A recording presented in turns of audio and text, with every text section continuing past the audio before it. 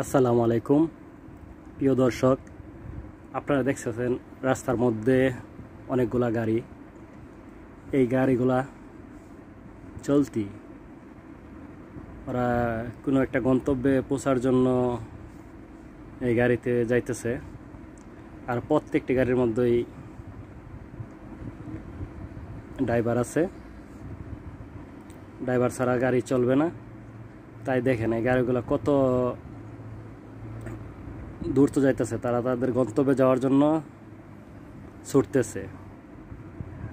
এই গন্তব্য যখন যাবে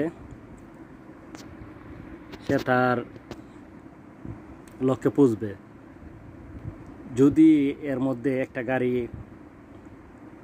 মাঝপথে বন্ধ হয়ে যায় বা কোনো অ্যাক্সিডেন্ট করে, তাহলে তার সাথে চলা পিছনের গাড়িগুলোও অ্যাক্সিডেন্ট করবে, বাধার সম্মুখীন হবে।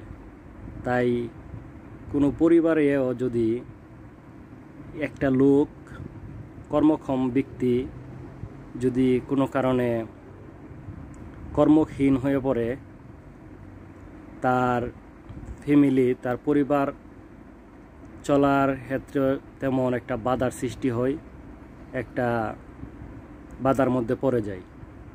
চলন্ত গাড়িগুলো যেমন একটা গাড়ি যদি রাস্তার মধ্যে আটকে যায়, কোনো সমস্যা পড়ে যায়, তাহলে পিছনের গাড়িগুলো আটকে যাবে কতক্ষণের জন্য, তেমনি একটা পরিবারও একজন লোকের জন্য অনেক দিন যাবৎ আটকে যায়।